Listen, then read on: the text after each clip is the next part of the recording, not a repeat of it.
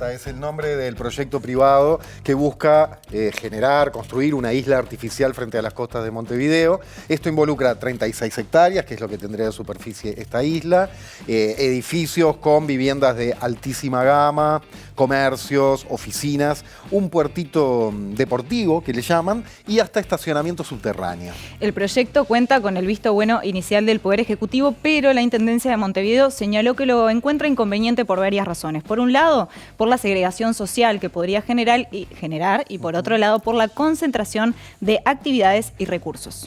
¿Qué ideas de ciudad se enfrentan en este caso? ¿Cuál es la relación entre el tan mentado ordenamiento territorial y el bienestar social y ambiental? ¿Y cuál es la situación actual de segregación en Montevideo? Hoy en La Letra Chica, la isla de la fantasía.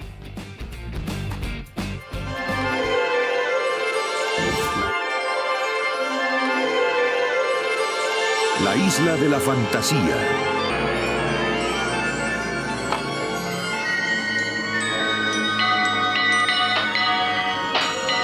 ¡El avión! ¡El avión!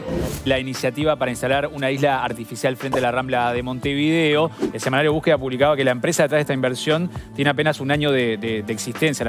Faltaba el estudio de impacto ambiental. Nosotros no tenemos en este momento ningún estudio de ese tema. Suponemos que en el proceso de los estudios que aún quedaron por realizar se iba a evaluar esa interacción. Obviamente sorprende que primero no consulten el ambiente, pero la realidad es que todavía no tenemos ese proyecto. Este proyecto tiene una lógica que se sostiene en base a un enclave muy homogéneo socialmente y para personas de alto ingreso. Yo creo que eso no es bueno para ningún lugar del territorio, que es diferente a la Montevideo que conocemos y a la Montevideo que queremos.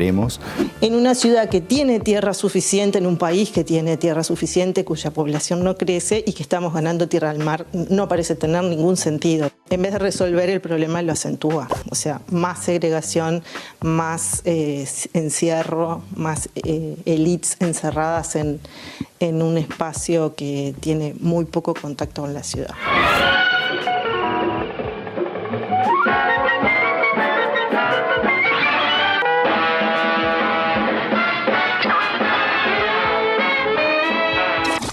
Casi del tipo de cosas que está en el terreno más de la teoría que de la realidad, ¿no? No hay ninguna inversión, no hay nada. No hay nada, de hecho yo lo que vi fueron unos renders. Montevideo tiene muchísimo territorio y muy poca gente. Es una ciudad muy poco densa, entonces parecería ser que inventar más tierra no estaría entre las cosas más prioritarias de la ciudad. Son una manifestación de la, digamos, creciente polarización de la sociedad desde el punto de vista de la estructura social. La planificación urbana, la distancia, el tiempo, los recorridos, el transporte, todo tiene que ver con la calidad de vida cotidiana. La disposición de los habitantes en la ciudad no corresponde meramente a una simple voluntad o deseo, sino claramente a las posibilidades y oportunidades de acceso a una solución de habitación. Esta característica se ve agravada en América Latina, siendo este el continente con mayor desigualdad y con más del 80% de su población viviendo en ciudades. De haberse materializado, si existiera una posibilidad real de que se realizara, para mí hubiéramos sido el primer país en el que se le hunde una isla artificial. Porque eso es lo primero que tenemos que entender. No estamos capacitados para tener una isla artificial, amigo. Va a estar bien hecho si la hacen. No, señores, no. Por la misma razón que no podemos tener energía nuclear, no podemos tener una isla artificial. Una calle me separa del amor que está en mis sueños. De tu amor no exijo nada, solo quiero. 7 minutos pasan de las 9 y les damos las muy buenas noches a esta nueva propuesta de La Letra Chica. Tempo. Maite. ¿Cómo andas? Bien, ¿y tú? Bien, ¿te irías a vivir una isla vos? No en este caso. Bueno, muy bien. Metámonos en tema. A los bifes. O mejor dicho, a los postres, porque es una isla flotante. Vale, ok. Sí. Prometo que quemé buena parte de mis inquietudes comunicacionales humorísticas con eso. 10 segundos y ya. Bueno, por eso. Es como amarilla y recién empezó el partido. Bueno, sobre el proyecto, hemos dicho algo al comienzo, acabamos de ver el tape muy ilustrativo. Recibimos ya a nuestra columnista, la economista Lucía Vázquez, para darle una primera mirada al proyecto en sí y a las primeras repercusiones y opiniones que ha despertado. Lucía, ¿cómo estás? Bien, ¿ustedes? ¿Todo Bien. ¿Por dónde empezamos a describir todo esto? Bueno, capaz que contando un poco lo que ustedes ya adelantaban de este proyecto, MBD 360, que bueno, fue presentado a fines del año pasado. Se trata, como decían, de una isla de 36 hectáreas que se levantaría, o está planteado levantarse en frente al barrio de Punta Gorda. Bueno, esa isla estaría conectada por un puente de 450 metros a la Rambla de Montevideo. Y bueno, ahí habría lotes para desarrollos inmobiliarios, también habría algunos espacios públicos y bueno, y este puerto que comentaban al principio para unas 300 embarcaciones. Esa es la información que conocemos públicamente del proyecto. Bueno, involucraría una inversión de unos 2.300 millones de dólares. Es bastante. Bastante, parece que sí. Estos 2.300 millones de dólares son para toda la vida del proyecto, digamos, para todo el desarrollo, ¿no? Años de construcción de infraestructura y después de desarrollos inmobiliarios. ¿Qué son cuánto se estima más o menos los años? ¿Se tiene idea? Por lo que dicen en la página del proyecto, son 4 años de infraestructura y 10 años de desarrollos inmobiliarios. Eso es lo estimado. Entonces, bueno, esta inversión se repartiría en todo ese periodo y se habla también de la creación de unos 4.500 puestos de trabajo. Así que bueno, este tema generó bastante revuelo, ¿no?, en las últimas semanas porque bueno, fue aprobado por el Poder Ejecutivo, se firmó un decreto donde se manifestó el interés en seguir adelante con este proyecto y un poco argumentando que es un proyecto que jerarquizaría la ciudad, que jerarquizaría la Rambla en particular y que bueno, con este puerto ampliaría la oferta portuaria y bueno, y la conexión con la región mejoraría. Desde ese punto de vista es que se manifestó el interés. Ahora, por otro lado, la Intendencia de Montevideo se manifestó en contra por varias razones. La Intendencia había recibido este proyecto a principios del año pasado y bueno, después de un tiempo de evaluación, digamos, de estudios preliminares, la resolución fue negativa, porque bueno, como decíamos, por varias razones, pero lo que se menciona es que iría en contra de lo que es el objetivo de un crecimiento armónico de la ciudad, ¿no? Un crecimiento como en equilibrio, se habla. Esto sería como un proyecto de muy alto impacto, de muchos metros, 36 hectáreas. Una de las comparaciones que se hacen es, por ejemplo, toda el área que hoy está el World Trade Center y el Montevideo Shopping, son 2 hectáreas. O sea que esto sería el triple en términos del predio, ¿no? Y también se habla de cuántos metros cuadrados se construirían. Y se está hablando de unos 800.000 metros cuadrados en vivienda y otro tanto en oficinas y en locales comerciales. Entonces, bueno, la Intendencia ve que todos estos metros concentrados irían en contra de este crecimiento armónico, como te decía, pero también lo que se plantea es que sería como un punto de atracción o como que absorbería mucha actividad que hoy se desarrolla en otras partes de la ciudad. Bueno, y un punto más que está bueno comentar ahora para adentrarnos en el tema es que también se plantea como una contra del proyecto, es que aumentaría la segregación social, ¿no? La segregación residencial, concentrando cierta población de similares características en un punto solo de la ciudad. Cuando hablamos de segregación residencial, ¿qué dimensiones tiene para entender? Bueno, capaz que primero mencionar un poco de qué es esto de la segregación residencial. Ahí tenemos como dos, ese tema se puede encarar como desde 2 lugares o entender desde 2 lugares. Por un lado, desde el punto de vista geográfico, la segregación tiene que ver con cómo nos ordenamos las personas o los hogares en la ciudad, ¿no? Entonces, cómo de repente grupos de características distintas viven alejados unos de otros. Eso en términos como geográficos. Y después en términos más sociológicos tiene que ver con la interacción que tienen estos grupos de población distintos entre sí. Aunque bueno, distintos entre sí pueden ser en varias características. Una, por ejemplo, puede ser el ingreso, ¿no? Entonces, ahí rápidamente, pensando un poco en Montevideo, podemos pensar en barrios de ingresos altos, donde se concentra población de ingresos altos, y por otro lado, barrios donde se concentra población de ingresos bajos, y bueno, y la falta de interacción entre esos grupos.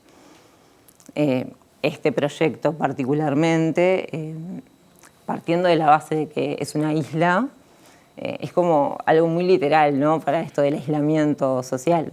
O sea, es como podríamos pensar a priori que tratándose de una isla es un proyecto que va como más a favor del aislamiento y bueno, en contra de la integración social.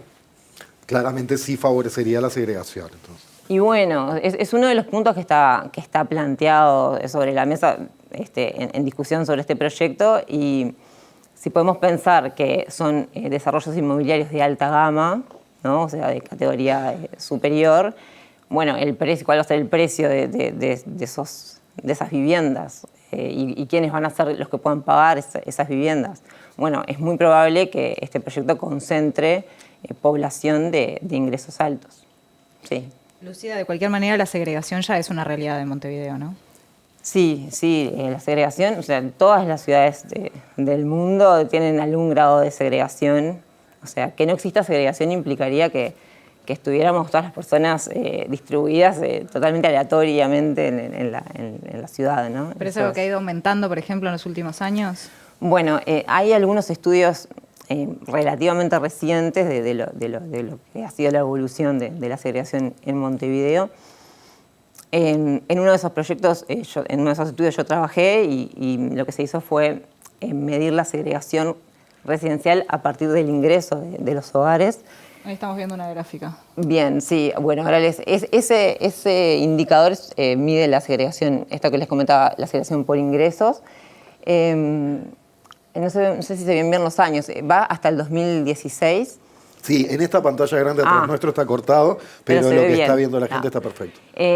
Como que el objetivo de esta investigación en principio fue decir, bueno, tuvimos un periodo en que la economía uruguaya creció de forma sostenida, ¿no? A tasas altas, con mejoras muy importantes en indicadores socioeconómicos, como fue la baja de la pobreza, la baja de la desigualdad del ingreso. Entonces, la intención fue decir, bueno, ¿qué pasó en este contexto tan favorable en materia de segregación residencial? Entonces, las barras azules son el periodo estudiado en este trabajo, y lo que vemos es que al principio del periodo se mantuvo una tendencia creciente, y es a partir más o menos del año 2011 donde se ve una caída. Entonces, este dato es muy favorable, en primer lugar, porque es la primera caída que se ve en términos de segregación para Montevideo. De los estudios que hay, ya tener una caída fue un dato muy favorable. Eso te iba a decir, perdóname, Lucía, que más allá de que la caída no sea significativa, siempre una caída al menos es que no sigue creciendo, y es importante por ahí de aquello de los círculos viciosos o virtuosos, ¿no? Totalmente. La segregación es un fenómeno que es muy difícil de mover, o sea, implica transformaciones muy grandes en la ciudad, desplazamientos de la población. Entonces, una de las conclusiones de este estudio es que incluso en un periodo excepcional para la economía uruguaya, se dio una baja en la segregación, pero fue bastante tímida. Incluso las barras grises lo que muestran son los fines de los 80 la primera, fines de los 90 la segunda y principios de los 2000. Vemos que con esa baja todavía estamos en niveles bastante más altos de los que teníamos que surgen de estudios previos. Entonces, bueno, sí, es difícil de mover, y como es tan difícil de bajar, digamos, o sea, hay que tener como muy presente este tema a la hora de aprobar de repente este tipo de proyectos o de tomar ciertas medidas que pueden tener un impacto en contra de lo que es la integración social. A largo plazo, ¿qué consecuencias puede tener esta falta o esta escasa interacción entre personas de distinto nivel socioeconómico? Vamos, esto de lo que estamos hablando. Sí, la interacción entre las personas se da no solo en el barrio, ¿no? Se da en el trabajo, se da en los centros educativos, se da en la calle.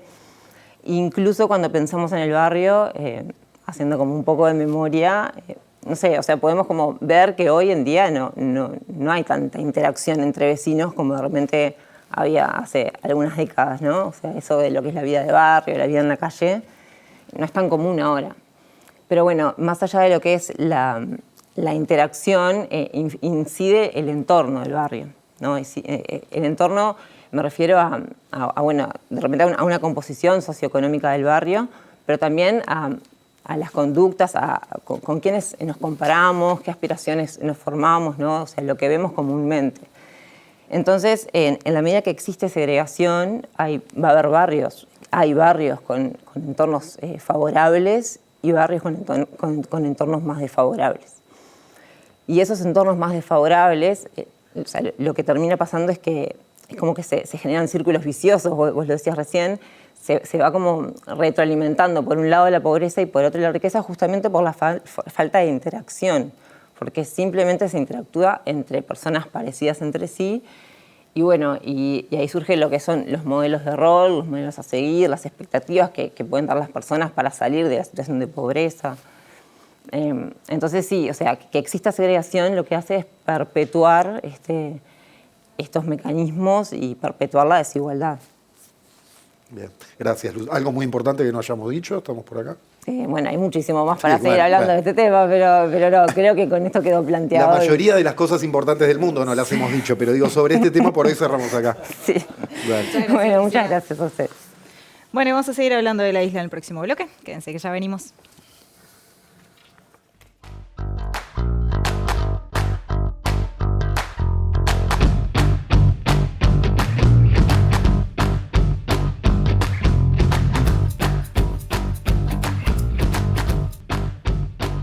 Seguimos con la letra chica y vamos a continuar hablando de esta isla, pero también de otras cosas que refieren a proyectos urbanos, a ciudades. Y para eso recibimos en este bloque a José Freitas. José es arquitecto y urbanista, además especializado en proyectos urbanos y planes de ordenamiento territorial y desarrollo sostenible. Buenas noches. Bueno, buenas noches. Antes de meternos con otros temas que también refieren a esto, José, ¿cuál es la primera lectura que haces de este proyecto? No se conocen demasiados datos, más o menos compartimos algunos en el primer bloque. ¿Y qué pensás respecto al impacto ambiental que podría generar? Lo que más me gusta de este proyecto es que nos ha invitado a hablar de la ciudad, en primer lugar. Habría el debate. Seguro. Después, creo que la palabra proyecto, creo que evidentemente, por lo que ya hemos visto, le queda, digamos, un poco grande, y más bien lo llamaría una idea, un dibujo, y capaz que una operación de marketing, que está en una etapa muy inicial, y que quizás la respuesta de algunos actores de gobierno muestra como cierta, no sé, o desprolijidad o ingenuidad de cómo tratar este tipo de ideas que vienen del mercado inmobiliario, que la inversión privada y la iniciativa privada son necesarias en las ciudades, ¿tá? Pero evidentemente esta propuesta nos generó a la sociedad entera una sorpresa y bueno, ha generado cierto debate porque bueno, contradice o genera una serie de incertidumbres que nos alertan, ¿no? Tanto desde el punto de vista ambiental, y bueno, se expresó el ministro de Ambiente en ese sentido ya, ¿no? Digamos, separándose un poco de la idea del Ejecutivo, y ahí ya veo una gran contradicción, y bueno, después el gobierno de la ciudad, que es el otro que le corresponde también una opinión de primera mano, también ya planteó sus grandes dudas y sus diferencias con lo que parece ser las ideas que llevaría a cabo este proyecto, ¿no? Y en ese sentido, cuando se hacen este tipo de movidas, no sé si se dice de marketing, ¿no? ¿Qué es? O sea, tiramos la idea para ver si alguien pica, ponele y pone plata o... Y bueno, el mercado inmobiliario para atraer inversores, para atraer dinero, de alguna manera plantea propuestas. Cuando la propuesta llama mucho la atención y está en los medios, obviamente que genera mucho atractivo y logró además una primera opinión favorable de algunos actores del gobierno. Eso seguramente es muy positivo para una operación de marketing. Luego sí puede haber otros objetivos atrás. Pero como te digo, a mí me parece que las ciudades siempre están recibiendo propuestas de iniciativa privada y la inversión privada es muy necesaria en las ciudades. El tema es qué y dónde, ¿no? Y bueno, y ahí para eso están las políticas públicas. Entonces ahora uno lo que ve es una gran contradicción con las políticas públicas, porque Uruguay se plantea objetivos ambientales y ha firmado una cantidad de declaraciones y acuerdos internacionales de los objetivos de desarrollo sostenible, la nueva agenda urbana. Este proyecto de alguna manera contradice la mayoría de esas orientaciones y esos objetivos estratégicos de las comunidades organizadas en ciudades.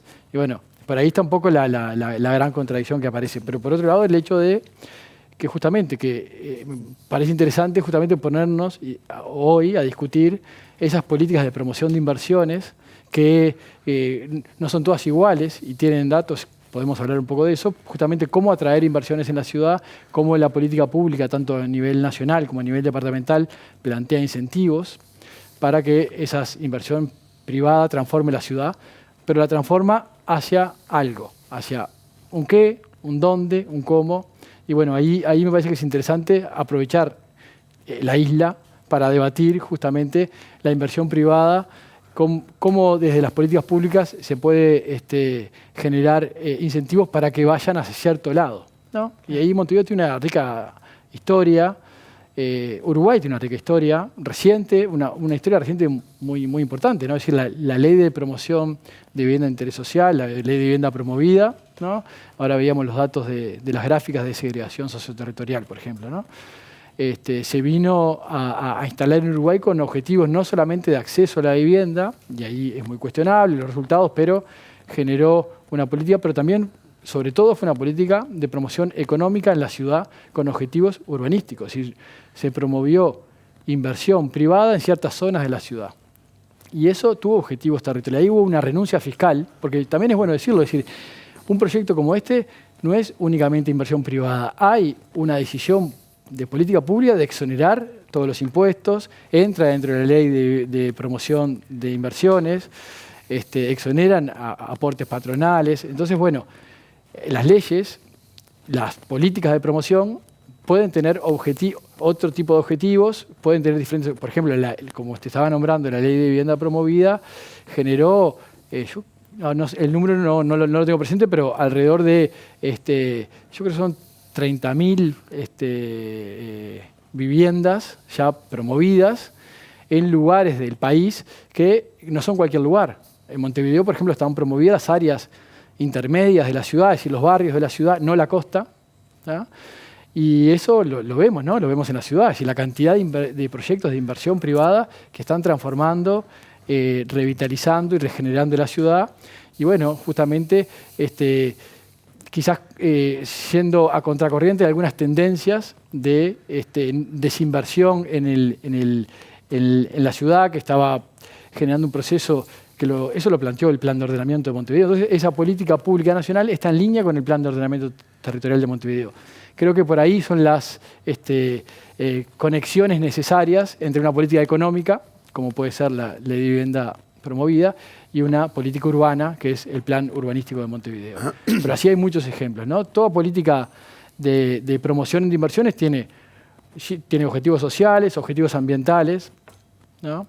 Objetivos económicos, generación de empleo, dinamizar un sector, y objetivos territoriales, como en este caso, promover inversión en un área de la ciudad que durante muchas décadas no tuvo inversión privada. Y la inversión privada se concentraba en otros lugares. Que no sería el caso de Punta Gorda. José, vamos a compartir, como para establecer un diálogo y sumar en la noche, la opinión, el punto de vista, algunos tapecitos, de Marcelo Pérez, que es licenciado en Ciencia Política y está realizando un doctorado en Estados Unidos precisamente sobre el tema del desarrollo de barrios privados específicamente. Para empezar, le preguntamos a Marcelo Pérez desde cuándo hay barrios privados en el Uruguay y qué impulsa a las personas a vivir allí. Lo escuchamos.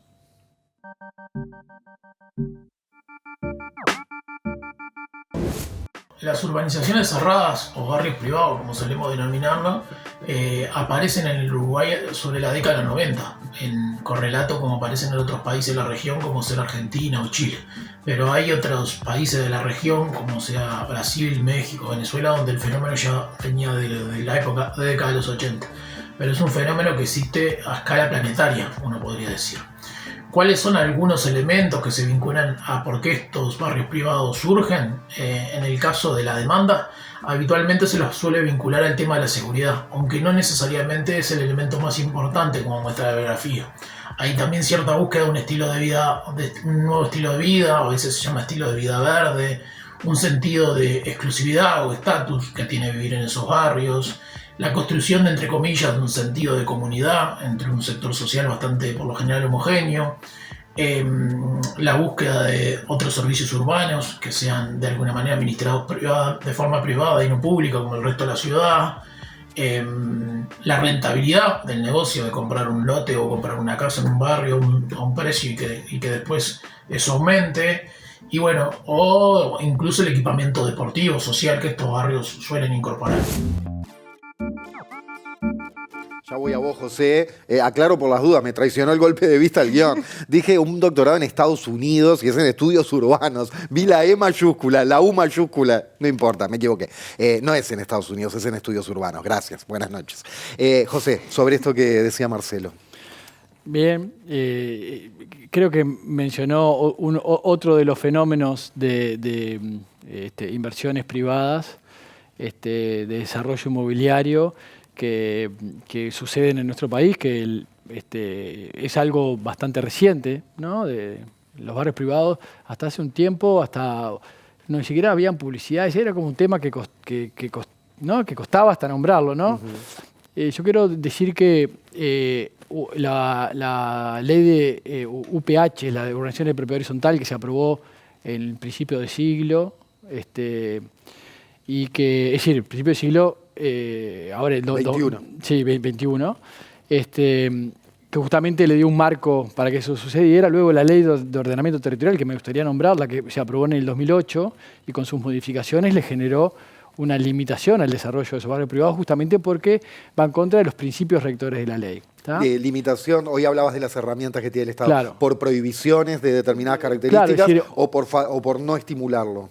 No, por no permitir que el desarrollo urbano pudiera abarcar espacios privados, calles privadas, luego de tal dimensión. Ajá. Es decir, no permitía tales intenciones. Eso, yo creo, dos cosas que como siempre sucede, las políticas tienen orientaciones y van hacia ciertos objetivos. Hace un año y medio, con la ley de presupuesto, se modificó eso y se eliminó esa barrera. Por eso todo este fenómeno que estamos viendo ahora tiene un origen en ese cambio que fue en la ley de presupuesto. Y hubo otro cambio también que pasó ahí entre medio, que fue el cambio de la reglamentación de la ley de promoción de inversiones, de la COMAP. ¿Tá? En esa ley, además, se incluyeron las exoneraciones de impuestos a las urbanizaciones privadas. Es decir, no solamente los barrios privados se les volvió a habilitar el desarrollo, que estuvieron durante un tiempo sin posibilidades de concreción, salvo los que estaban vinculados a una actividad turística. La de residencia permanente tenía ese límite, se abrió esa ventana, digamos, sino que además se les exoneran todas las, una gran parte de las cargas impositivas de desarrollo. Es decir, quiere decir que hay una política de promoción que tiene el país que además incluye las urbanizaciones privadas. Por eso digo que la promoción de la inversión privada es necesaria en la ciudad, pero el tema es qué y dónde, ¿no? Entonces, y ahora Marcelo también reflejaba esto tiene que ver con la tendencia de la gente, de la sociedad, de buscar este tipo de productos para vivir en un lugar más verde. Es una tendencia que las ciudades hoy viven, que es la de... Hoy viven desde hace mucho tiempo, que es la expansión. Esto viene desde el automóvil, sobre todo, ¿no? El hecho del crecimiento de la mancha urbana de manera... Canelones, por ejemplo, ha recibido muchísima gente. Canelones, sí, y las ciudades en general, inclusive las ciudades medianas del interior del país también se extienden mucho justamente por los medios de comunicación. Pero eso obviamente que es muy caro para la sociedad y en definitiva también juega un poco en contra de la calidad de vida de la gente por el tránsito, el tiempo que uno pierde. Yo ahí también hago una diferencia entre... tampoco creo en la idea de las ciudades centralizadas, únicas, sino creo que la idea de los sistemas de ciudades, las posibilidades de vivir en lugares más verdes, de la diversidad, de la heterogeneidad de la oferta urbana es necesaria, pero la expansión de la ciudad es una tendencia que trae sus complicaciones y para eso existen políticas, porque uno puede decir, hoy mencionaban también en el primer bloque, la segregación está instalada, tenemos que aceptarla, la expansión de la ciudad de manera indiscriminada, consumiendo suelo rural, donde hoy se producen alimentos, tenemos que liberarlo porque el sistema va hacia ahí. No, justamente ahí está la política pública, que trata de establecer herramientas, los planes urbanos, los incentivos a la inversión privada para ir en un sentido de lo que se quiere. El otro tema es el desarrollo costero. Hoy vemos una cantidad de conflictos vinculados a la expansión de la ciudad sobre la costa y justamente vulnerando un ecosistema frágil como es el costero. Y bueno, creo que las políticas públicas justamente tienen que atender a esas problemáticas y orientar la inversión privada y la inversión pública hacia justamente proyectos, actuaciones urbanas, territoriales, residenciales y de otro tipo que se den y que no contradigan los principios rectores de la ley. Y les pido esto. ¿Por qué menciono los principios rectores de la ley? Porque Uruguay tiene un sistema de instrumentos jurídicos que hablan de lo ambiental muy avanzado a nivel mundial, muy avanzado a nivel de Latinoamérica, del Caribe, es muy reconocido, que está la ley, toda la legislación ambiental y está la legislación de ordenamiento territorial desde el 2008. ¿No? A partir de ahí han habido modificaciones y han habido, por ejemplo, se aprobó en el 2017, a mí me tocó ser director nacional de ordenamiento en ese tiempo, la Ley de Directrices Nacionales de Ordenamiento Territorial. Los principios que define la ley, lo dice en la ley, se votó en el Parlamento, son los principios que nos rigen a todos, a las políticas públicas y a las diferentes actuaciones. El principio G habla de conciliar el desarrollo económico, la sustentabilidad ambiental y la equidad social con objetivos de desarrollo integral, sostenible y cohesionado en el territorio, ¿no? Me parece que hay un conjunto de palabras solamente en una partecita de la ley que marca una orientación que debería tener el conjunto de la política pública. La política urbana, a través de los planes de ordenamiento y el conjunto de medidas que lleva a cabo los gobiernos departamentales, sobre todo, pero también la política económica que promociona la inversión privada y dónde se da, cómo se da y qué es, ¿no? Todo eso, ahí hay una necesaria, que también lo dice la ley, una necesaria coordinación de políticas que tienen que hacer sinergia para lograr objetivos mayores, que son los que plantean nuestra legislación y bueno, y como decía hoy, los grandes acuerdos internacionales. Yo cuando a veces escucho hablar de los ODS y por otro lado hablan de los Objetivos de Desarrollo Sostenible y luego en la práctica van en un sentido totalmente opuesto, uno ahí es donde tiene que tratar de reconocer esa contradicción y exigir que las políticas públicas vayan en un sentido coherente a las grandes declaraciones que firmamos por todo el mundo y después las políticas públicas no se llevan a cabo. José, mencionabas algunos elementos que favorecen a la creación de barrios privados y con Marcelo repasamos algunos otros, así que los vemos y seguimos conversando. Bien.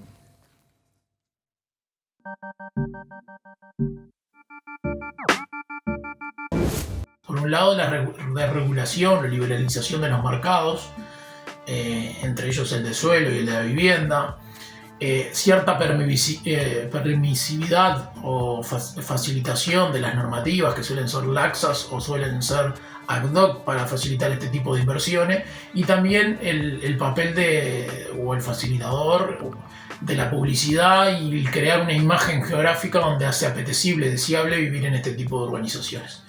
Claramente este producto inmobiliario llamado barrios privados integra una serie de artefactos o productos que se inscriben en un proceso más amplio que podemos denominar como neoliberalismo urbano, que tiene que ver con esta liberalización de mercados que decíamos, el de suelo, el de la vivienda, con un proceso de privatización de múltiples servicios y también con una lógica donde las ciudades entran a competir entre sí por captar inversiones. Entonces los barrios privados, como otros tipos de artefactos urbanos, se inscriben en ese proceso que denominamos neoliberalismo urbano. Bien, más allá de esto que señalaba Marcelo, me quedé pensando, José, en la Ley de Ordenamiento Territorial que mencionabas de 2008 y en las grandes declaraciones y políticas públicas. Me da la curiosidad ciudadana. ¿Lo votaron todos los partidos? O sea, ¿se marcó como una especie de política de Estado o fue una visión del gobierno del Frente Amplio que ahora el actual gobierno marca otra? No, yo quiero decir que la política pública de ordenamiento territorial en el país, más allá de la votación, que te respondo, tuvo parte de la ley por unanimidad y algunos artículos de la ley no tuvieron unanimidades, pero la idea de que hubiera una ley de ordenamiento sí tuvo apoyos unánimes. Y la práctica también, porque hoy el Uruguay tiene planes de ordenamiento territorial desarrollados por gobiernos de todos los partidos políticos. Hay en este momento hay cerca de 100 instrumentos de ordenamiento territorial vigentes y todas las ciudades departamentales, o casi todas, porque alguno aún no lo tiene vigente, lo tiene en elaboración, tiene su plan urbanístico en el marco de la ley. Es decir que la política de ordenamiento territorial, que es nacional, pero también es departamental y sobre todo es departamental, ha tenido un desarrollo muy importante. Ni que hablar que Montevideo, Canelones, pero los Paysandú, Durazno, es decir, departamentos que han tenido incluso ya una revisión de sus planes.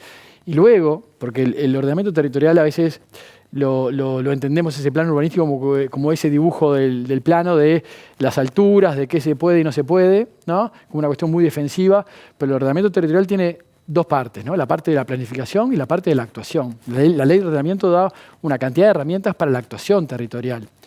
Y la actuación territorial tiene mucho que ver, por ejemplo, que seguramente algo comentaron en el primer bloque, todo el tema de las carteras de suelo para el desarrollo de la política de vivienda pública, un tema muy importante. Eso se basa justamente en herramientas que da la ley de ordenamiento territorial. Por ejemplo, para el artículo 53 de la Ley de Ordenamiento Territorial dice que los proyectos de desarrollo urbano en la ciudad deben reservar, de cierta escala, deben reservar un 30%, entre un 10 y un 30% de su volumen de vivienda para vivienda social. Es decir, la Ley de Ordenamiento tiene no solamente las definiciones para que se elaboren los planes en términos generales, sino da una cantidad de herramientas para que se dé la actuación pública, privada en el territorio, que es lo importante porque es lo que termina transformando las cosas, ¿no?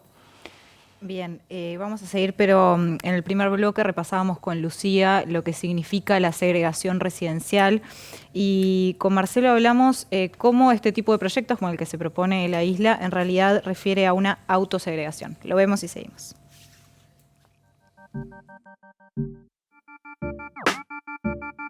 Implican sin duda un proceso de autosegregación. Implican un proceso de separación de una parte de la sociedad en relación al resto. Esta segregación o autosegregación se diferencia de la segregación padecida, que habitualmente la que conocemos, como la que sufren las personas que tienen que habitar en asentamientos irregulares, por ejemplo en la periferia. Hay una decisión de quienes van a habitar, por eso se habla de autosegregación, que plantea no solo una separación del punto de vista simbólico, sino también física. Hay un límite, un perímetro que establece una adentro y una afuera. Bien, evidentemente hay quienes pueden elegir autosegregarse y quienes no. ¿Qué pasa con el acceso al suelo? Bien, como mencionaba hoy, ¿no? Es decir, no solamente las problemáticas que tenemos son la falta de vivienda, el acceso a la vivienda, el acceso a un techo, que no es solamente el acceso a la propiedad, es el acceso a la solución habitacional, en el cual Uruguay ha desarrollado una cantidad de instrumentos para eso, sino que está muy vinculado al acceso al suelo, el acceso a la ciudad, que le llamamos el derecho a la ciudad, no solamente el derecho a la vivienda, sino el derecho a la ciudad. Y ahí hay un tema clave que justamente quizás está en el centro de todo esto, que es construir políticas de vivienda social que enfoquen justamente no solamente en la solución habitacional, sino también en la integración social, porque si no los problemas de fondo, los problemas robustos, los problemas estructurales siguen. Es decir, si no construimos una ciudad integrada, es imposible empezar a revertir esas tendencias, esas gráficas que se mostraban hoy. ¿Cómo podemos, es decir, son tendencias que si admitimos eso como una tendencia del sistema y que no podemos hacer nada, quizás estemos no haciendo, no tomando el poder que tenemos como sociedad justamente de enfrentar con políticas inteligentes. Bueno, el acceso al suelo es una de ellas. Yo les dejo acá este librito de la Estrategia Nacional de Acceso al Suelo Urbano del 2018, que fue una política pública nacional aprobada en el 2018 que justamente trataba de aterrizar los principios de la ley, las definiciones de la Ley de Directrices Nacionales en unas líneas de trabajo muy concretas y para el cual se trabajó muy bien y que seguramente esas gráficas en descenso de la segregación tienen mucho que ver con muchas de las políticas que están vinculadas a esto y que, bueno, quizás la pregunta es qué pasa cuando una política nacional se aprueba por decreto presidencial, se empieza a implementar, cambia el gobierno, cambian los gobiernos. Como sociedad tenemos que exigir, ¿no?, que las políticas tengan continuidad para realmente generar transformaciones, porque las tendencias robustas se cambian con políticas robustas a lo largo del tiempo que superen los periodos de gobierno. Y bueno, eso es una gran debilidad que tenemos que superar como sociedad, ¿no? Sí, que queda claro que si queda librado al mercado o a los inversionistas o este tipo de implementación de pensamiento no necesariamente va a estar. Claro, ¿no? Y los problemas que son complicados necesitan una política pública activa y que tenga continuidad en el tiempo para generar una solución alternativa. Y ahí hay un gran desafío que tenemos como comunidad. José Freitas, muchísimas gracias. Bueno. Gracias. Le agradecemos también a Marcelo Pérez por su participación en esos tapecitos que compartíamos. Y ya seguimos en el tercer y último bloque con el punto de vista de los asentamientos, la Coordinadora Nacional de Asentamientos, frente a estos temas de proyectos, de segregación, de ciudad, de derechos, ¿qué tienen para decir? Ya seguimos.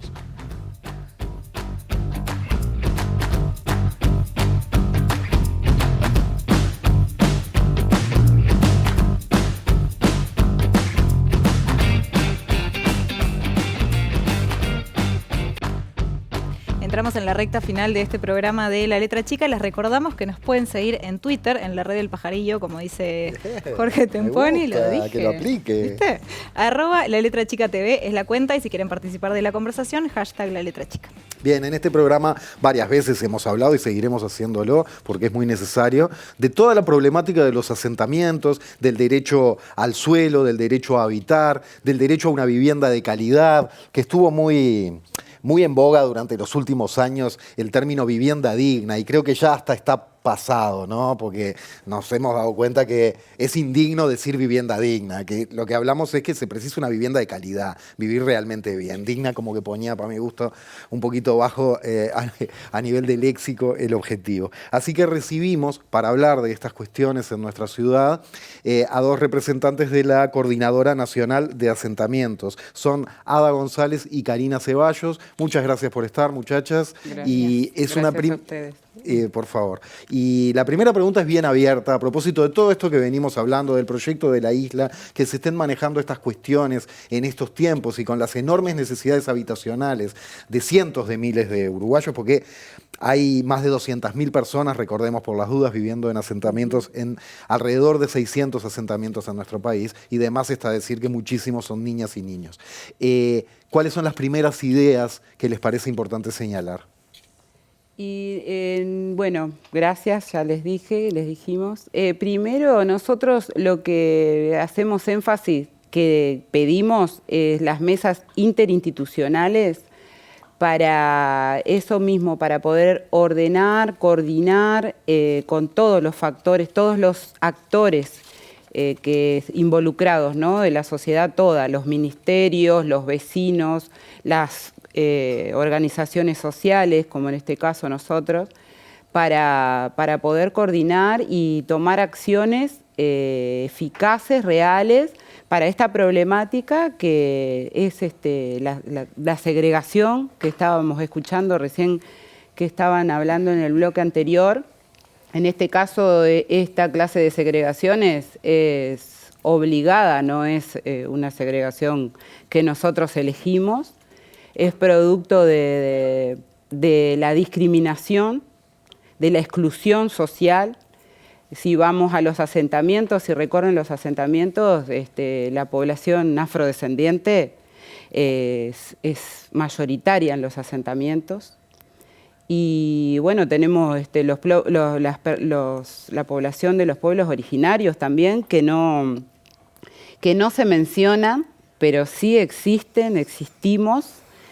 Y bueno, la violencia que se vive en la sociedad toda, pero dentro de los asentamientos, nosotras como mujeres, niños y adolescentes estamos expuestos constantemente a la violencia que esta situación de habitacionales generan, ¿no?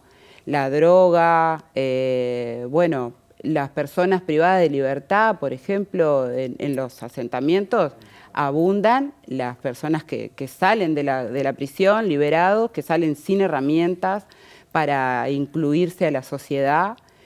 Y eso, bueno, genera cada vez más violencia y cada vez más exclusión, la discriminación que vivimos.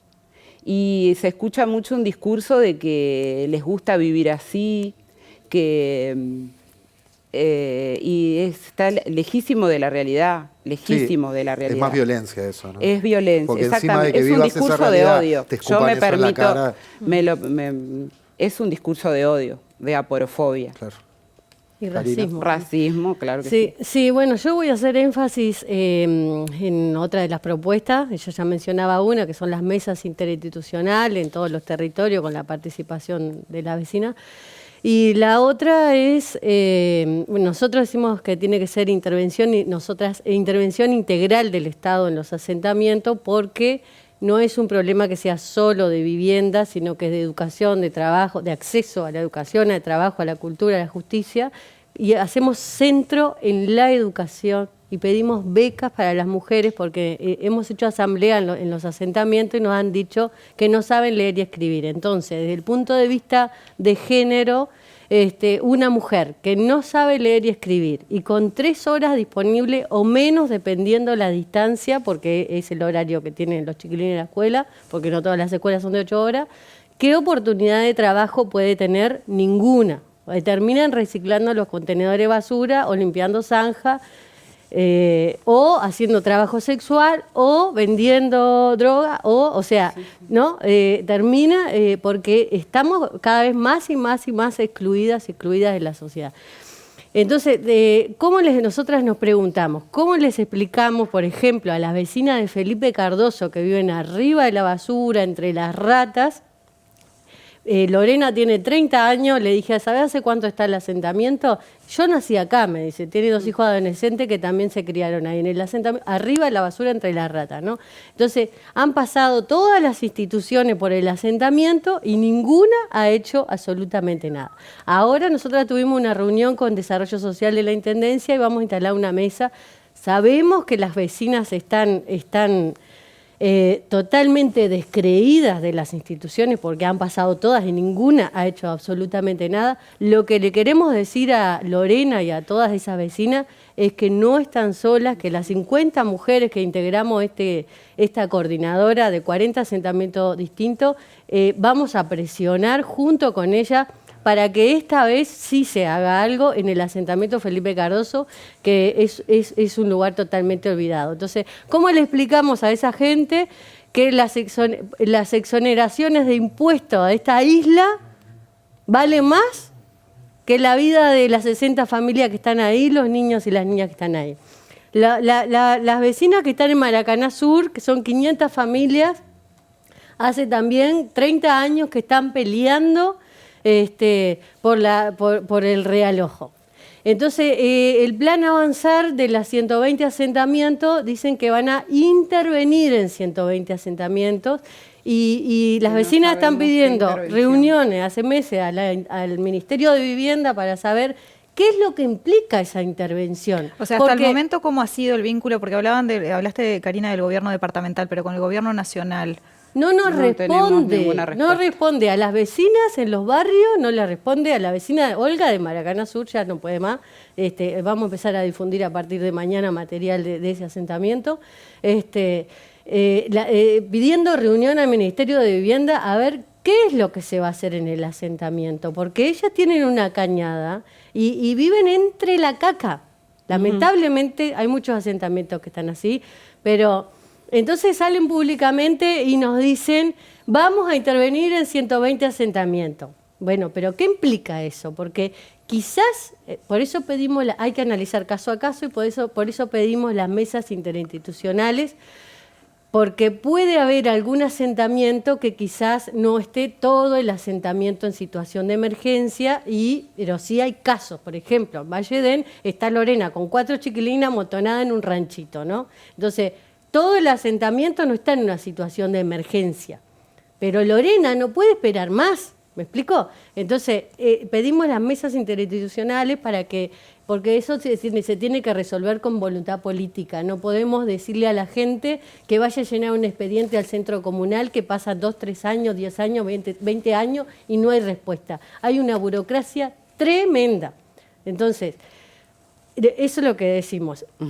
Hay casos que quizás pueden esperar, pero hay casos de asentamientos enteros como el de Mendoza y Antares que no puede esperar más. Entonces queremos saber, nosotras y las vecinas del barrio, qué es lo que implica la intervención en esos 120 asentamientos. Las vecinas están pidiendo reunión al Ministerio de Vivienda, que salió públicamente a decir que iba a intervenir 120 asentamientos, y resulta que en Maracaná Sur son 500 familias y van a realojar 20. ¿Y qué pasa con las 480 el resto? O sea, y después ¿qué va a pasar? Los asentamientos que nombraste, Felipe Cardoso y Aquiles Lanza, 3 de... El nuevo comienzo, Nuevo el 30 de junio, ahí está eso, ¿no? Una persona que tienen todo lo que necesitan, van a recibir exoneraciones de impuestos y no sabemos los números descomunales que los manejan los economistas. Nosotras, y por el otro lado tenemos mujeres que están luchando con los puños para resolver una vivienda para los gurises, para ella, y son criminalizadas. Entonces el 30 de junio están con el corazón en la boca. La Intendencia tiene tierras para Nuevo Comienzo, pero el Ministerio de Vivienda tampoco contesta. Y entonces la opción al 30 de junio es o van presa o terminan en la calle con los gurises. Esas son las respuestas que están teniendo. Valentín Martínez es otro asentamiento que hay 27 familias hace 30 años que están entre la rata, entre la basura. Los gurises tienen plombemia, en Maracana Sur también. Hay asentamientos en el interior que también quisiéramos mencionarlo para aprovechar la oportunidad, que todos en la misma situación de precariedad. Entonces, nosotras, ¿cómo le explicamos a estas compañeras, a estas mujeres guerreras resilientes en los barrios, que es más importante instalar una isla y invertir, que el Estado, que nosotros pagamos impuestos, pague exoneraciones de impuestos a esta gente, a estas élites, en vez de resolver con la cantidad de viviendas vacías y abandonadas que hay en el centro de la ciudad? Y la gente viviendo entre las ratas y entre la caca y entre las cañadas. Yo quiero agregar a eso que dice Karina, que nosotras hacemos énfasis en la organización, ¿verdad? Que los vecinos se organicen, por eso les vamos a dejar nuestro contacto, más allá de la realidad que se vive, que es casi imposible decirle a una vecina, vení a una reunión, vení a hacer, porque las personas, estamos sumergidos en 20 millones de vulneraciones, ¿no? Como para ir a sentarte a una reunión y qué sé yo, que ya está la gente totalmente desesperanzada, porque la cultura de segregación en la que estamos inmersas y de esta exclusión que cada día aumenta y aumenta y aumenta más, pareciera que no tiene solución, que no hay manera de revertirlo, sino todo lo contrario. Pero en estos años que nosotras estamos organizadas, nos dimos cuenta que sí podemos y que vamos a hacer que se escuchen nuestras voces y que los cambios van a surgir, vamos a salir adelante, porque somos parte de la sociedad. Nosotros somos parte de esta sociedad y tenemos que ser escuchados. Lo que queremos es que se respeten los derechos humanos, nuestros derechos humanos. Derecho a la vivienda, por ejemplo. El Para derecho arrancar por a ahí. la Después vivienda, tenemos otro montón pero también. Salud, educación, sí, todo. Pero claro, tener en cuenta de que los bloques no se comen. Entonces, y vincularlo también con que hace poco una mujer se desmayó en una olla porque hacía 3 días que no comía, ¿no? Entonces, por eso pedimos las becas, para promover a las mujeres, pues nosotras no podemos ir a un barrio a decirle a una compañera que sería bueno que terminara la escuela si no tiene nada en la panza, ¿no? Entonces, para decirle eso, necesitamos becas de estudio para la mujer y para los y las adolescentes también. Ada, Karina, ¿quieren pasar los datos para contactarse? Sí, el Facebook que tenemos, la página. MUG, de la Coordinadora Nacional de Asentamiento, o 098 65 54 50, ese número también se puede. 098, suavecito con ese. 098 65 54 50. Perfecto. Bien.